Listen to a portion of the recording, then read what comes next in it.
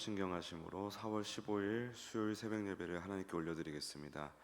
전능하사 천지를 만드신 하나님 아버지를 내가 믿사오며 그 외아들 우리 주 예수 그리스도를 믿사오니 이는 성령으로 잉태하사 동정녀 마리아에게 나시고 본디오 빌라도에게 고난을 받으사 십자가에 못 박혀 죽으시고 장사한 지 사흘 만에 죽은 자 가운데서 다시 살아나시며 하늘에 오르사 전능하신 하나님 우편에 앉아 계시다가 저리로서 산자와 죽은 자를 심판하러 오시리라.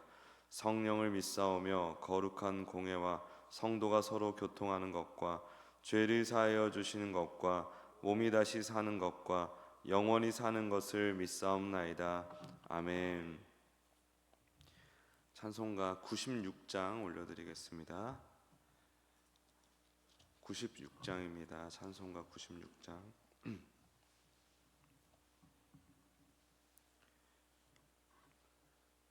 예수님은 누구신가? 우는 자의 위로와 없는 자의 풍성이며 전한 자의 높음과 잡힌 자의 노임 되고 우리 기쁨 되시네. 예수님은 누구신가? 약한 자의 강함과 눈먼 자의 빛이시며 병든 자의 고침과 죽은 자의 부활되고 우리 생명 되시네. 예수님은 누구신가? 추한 자의 정함과 죽을 자의 생명이며 죄인들의 중보와 멸망자의 구원되고 우리 평화 되시네. 예수님은 누구신가? 온 교회의 머리와 온 세상의 구주시며 모든 왕의 왕이요 심판하실 주님 되고 우리 영광 되시네. 아멘. 우리 시간 기도하실 때 돌아오는 주일에 인해교회 이용효 원로 목사님 모시고 전도와 영적 전쟁 초청 설교를 듣습니다. 이 시간 속에서 우리가 전도에 대한 뜨거운 열정과 또 용기를 부여받는 은혜를 허락해 달라고 기도하기 원합니다. 또 돌아오는 주일 오후 예배 후에 젊은이부 사역을 위한 간담회가 있습니다. 우리 당회와 젊은이부 리더들이 함께 모여서 젊은이를 위한 사역을 허심탄회하게 나누고 기도하는 시간입니다. 주님의 인도하심을 잘 받을 수 있도록 도와달라고 기도하기 원합니다. 또 목요일 오후 4시에 여기 본당에서 관악 그린빌라 총회가 있습니다. 우리 한태문 장로님이 함께 하시는 총회 잘 또 진행되기 원하고, 이런 또 여러 가지 계기들이 또 복음 전도의 통로로 쓰임 받기 원합니다. 마지막으로 전쟁의 완전한 종식과 경제 회복을 위해서 우리 주여 한번 부르고 기도드리겠습니다. 주여, 주님 감사합니다. 은혜 주심을 감사합니다. 오늘도 함께해 주시고 우리에게 기도 제목을 허락하심에 주님이 기도 가운데 역사하신 주님을 경험케 하시는 주님 감사합니다. 할렐루야. 주님, 이번 주일 아버지 전도와 영적 전쟁 함께하여 주시옵소서. 역사하여 주시옵소서. 주님, 또한 우리 젊은이들을 위한 간담회 아버지 하나님 오직 성령님의 인도하심을 구합니다. 아버지, 이런 자리를 또 마련해 주심을 감사드립니다.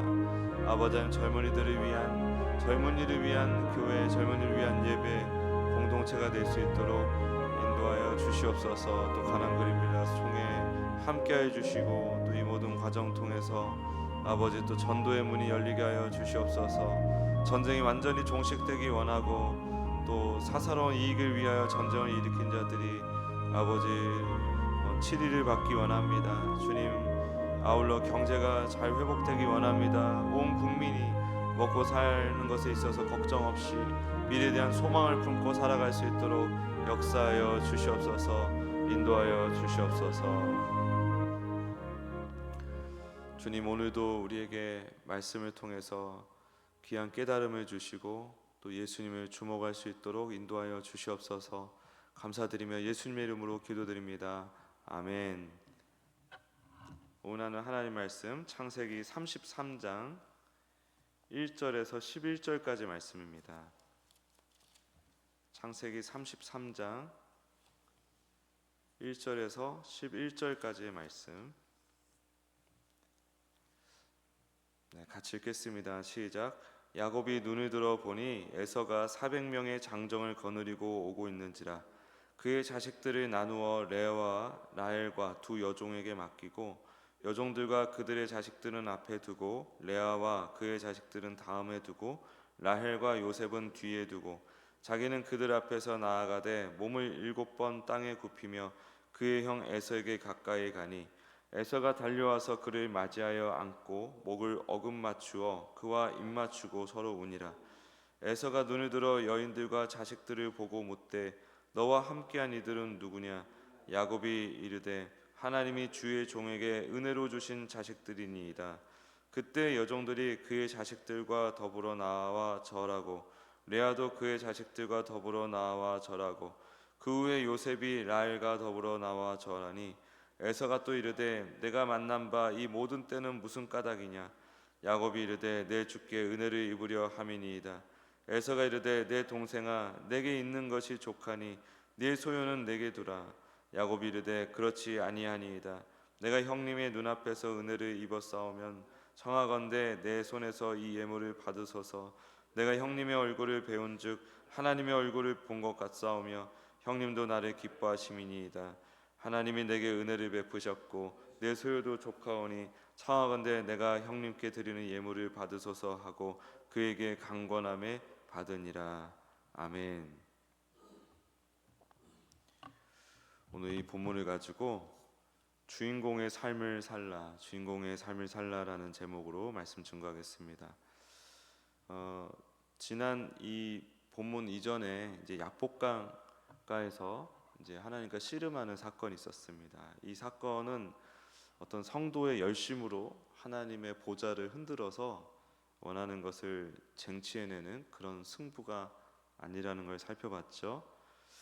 하나님께서 야곱을 변화시키기 위해서 직접 찾아오셔서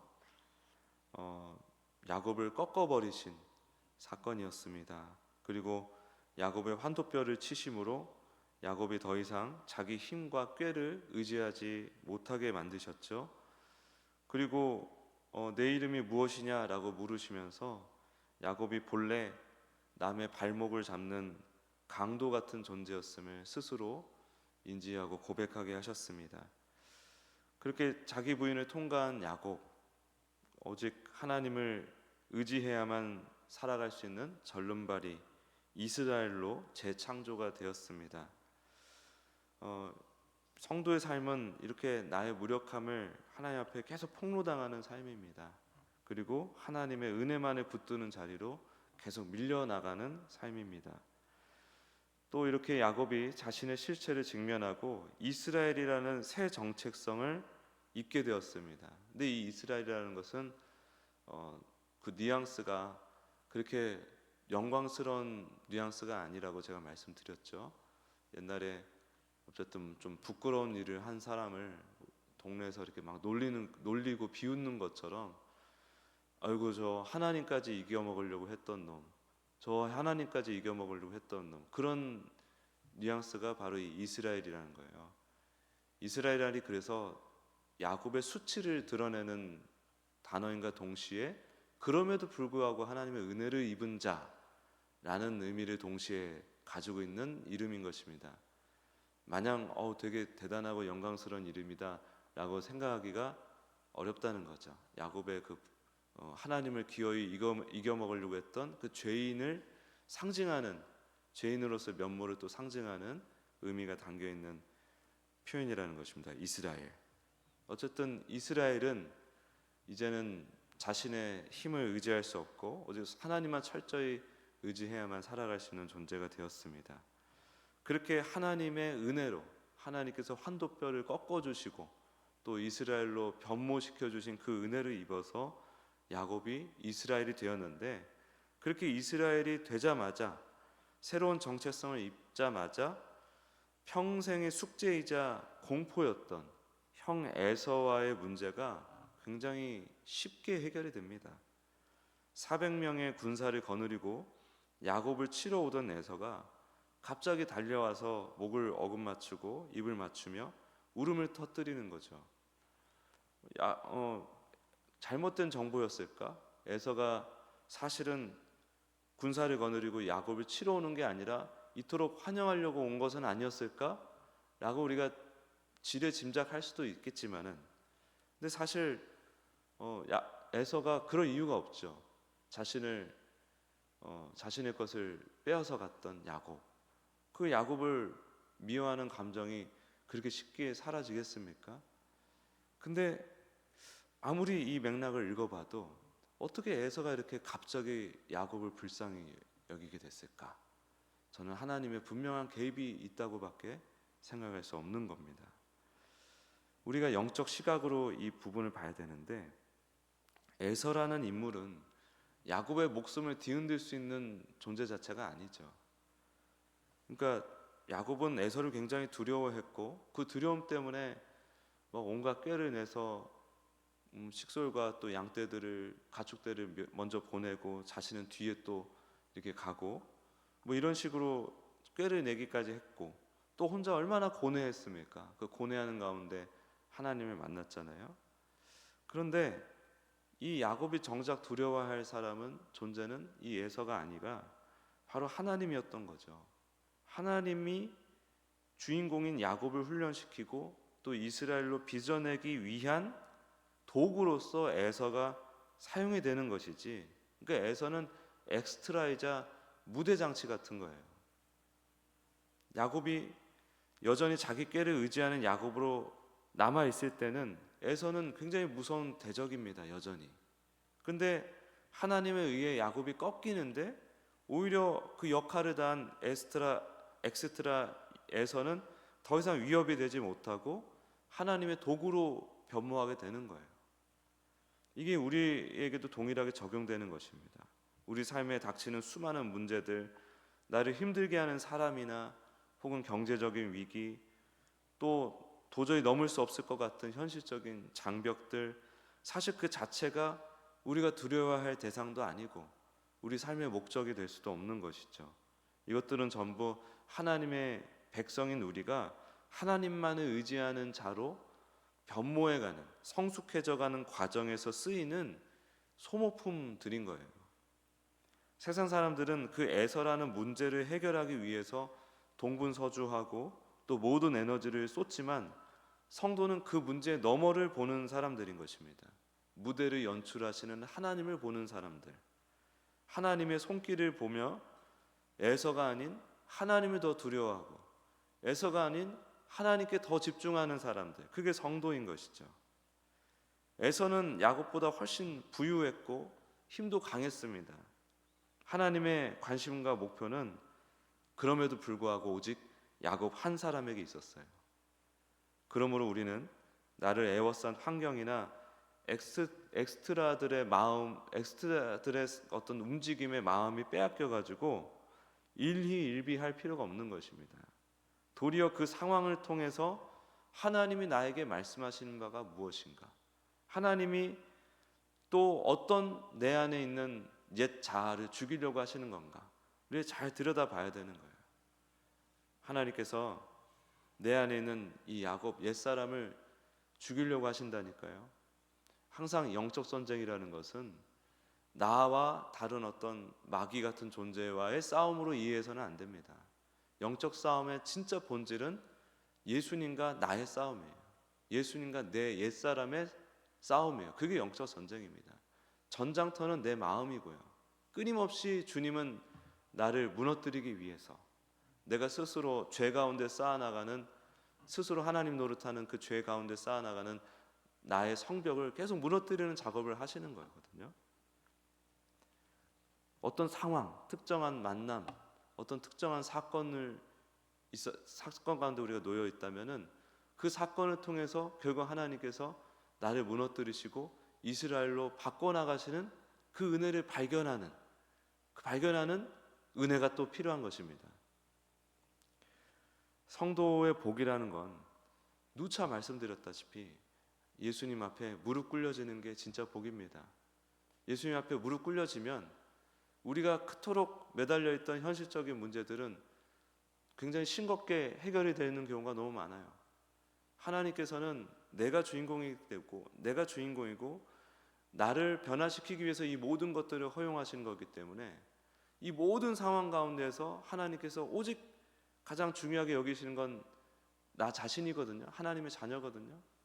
그래서 이 모든 환경과 뭐 여러 가지 관계, 어떤 이런 사건들, 이런 거는 다 그것을 위한 도구이기 때문에 우리에게 바라시는 것은 우리 힘으로 뭐 그것을 헤쳐나가라, 뭐 어떻게든 해봐라, 이런 거라기보다도 오직 이 모든 것을 주관하시는 하나님을 발견하고 하나님의 우리를 향한 그 사랑의 진심과 우리에게 여전히 함께 하고 있는 그 구원의 능력을 발견하고 의지하게 하려는 그 하나님의 마음을 우리가 알아들이는 거거든요.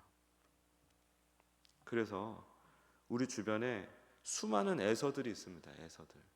그 에서들에 둘러싸여 가지고 굉장히 낙심하고 절망하고 그럴 때가 많습니다.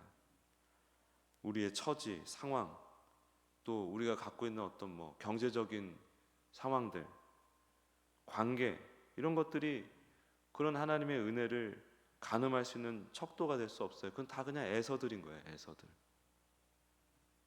하나님은 우리를 베델이라고 하는 목적지로 끌고 가시기 위해서 여러 가지 상황들을 허용하십니다.